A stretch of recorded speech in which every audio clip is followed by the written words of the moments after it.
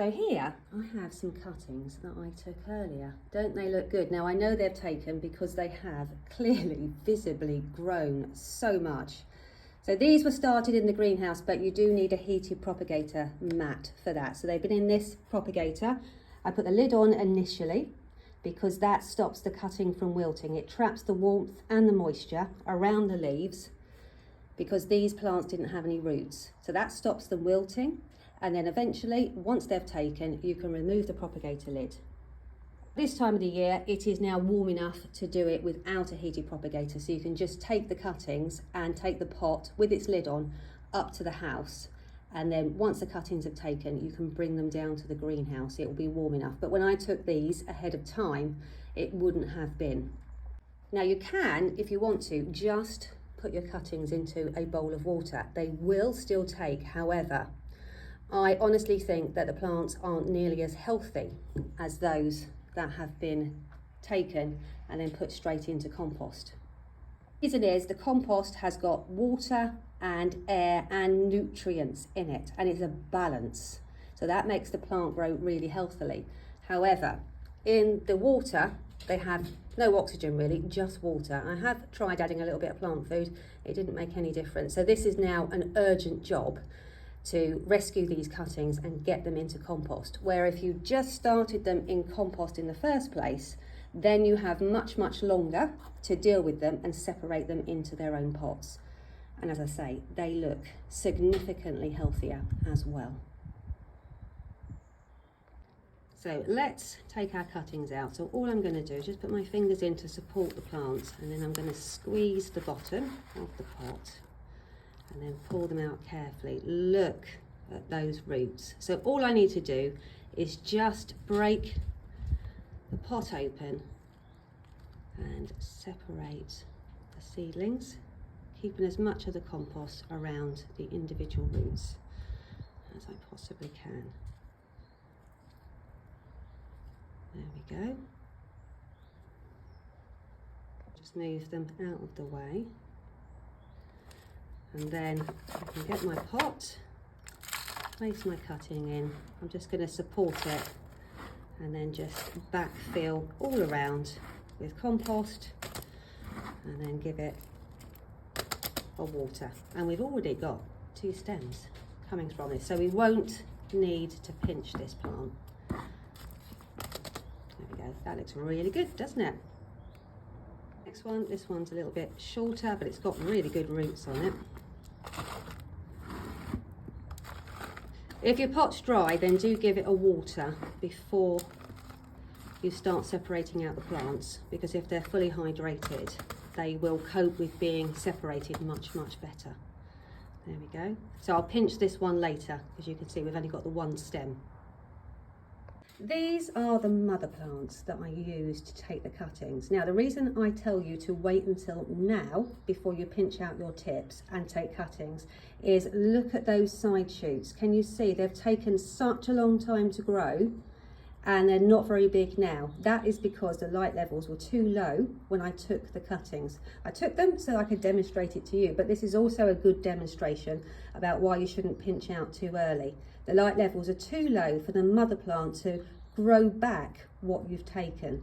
Now the light level has increased, the plant has gone into active growth, so pinching out now and taking cuttings now, the plant will quickly be able to replace the foliage, go on to create a strong plant for the garden, and your cuttings will also be more successful and grow faster and more healthy as a result. Ow. And this is just 24 hours later, so you can really see the light kicking in and making a difference to the growth of the snapdragons. It's the perfect time to sow them. Get your seeds out.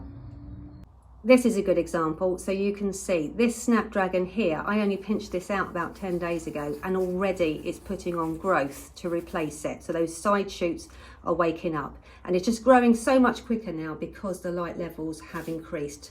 So now is the perfect time to go through your greenhouse and pinch out all your snapdragons. And we can also get on with sowing some more seeds. You can see here that the side shoots are not going to just come from the very top. They are appearing all the way down the stem. Now you can find a lot more videos on my website already about pinching different plants, and there's also a video on apical dominance and making sure that we remove enough of the plant to initiate those side shoots to start growing. So if you visit my website, go to pinching, get yourself a cup of tea and have a watch. There we go. There's no need for the bottom heat anymore, so I've potted them on, given them a water, and they're just going to go on a sunny shelf in the greenhouse. Just bear in mind, if we get a really cold snap, and this is the first time they've been moved from the heat or from your kitchen, that you acclimatise them slowly. So maybe bring them indoors at night for the first few days if it's really cold, just because they're not used to it. They're used to being warmer than this. And then they will soon acclimatise to the outdoor environment, and then they will be fine and they can just sit with the rest of your Snapdragons. Now, if you've got a tray of Snapdragons and they're really tiny, the best thing to do is to not pinch them yet, because if you pinch them too early and too young, the temptation is just to take out the very tips, and that might not take away the apical dominance. There is a video on my website. I use zinnias as an example. If you pinch off the very tip, it might not be enough to remove the apical dominance, and they'll just grow back with one stem. So if they're only tiny, best thing to do is just leave them for the time being, let them grow. They'll grow quickly at this time of the year, and then come back and pinch them later. There is no hurry. These are the mini butterfly Snapdragons, so we don't pinch these. They are naturally branching, you can see that already. If you see this kind of branching on your ordinary Snapdragons, that doesn't mean they're going to branch anyway. They'll just stay dormant, the side shoots. But the mini butterfly ones won't, they will bush up.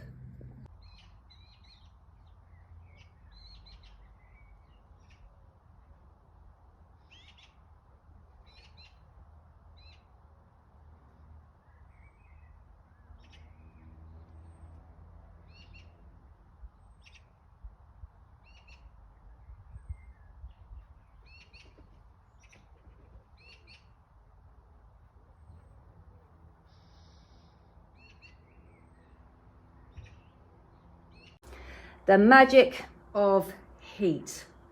Look at that. So these, they've all taken, you can see every single one. So these are a result of putting them on a heat mat.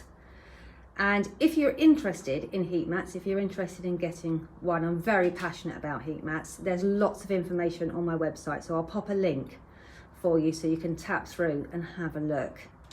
But yeah, these are ready now to be separated, but they've got enough space, so if you're a bit busy, you can leave them for another week or so. They'll be absolutely fine. They're looking in rude health. Now is the perfect time to also sow our Snapdragon seed. So I am going to be doing mine today. If you want to join in, the videos for sowing and growing Snapdragons, literally everything you need is already on my website. So you can visit that whenever you want. And what I'll do is I will save the videos on cut-ins and put them here on this page so that you've got everything together whenever you need it.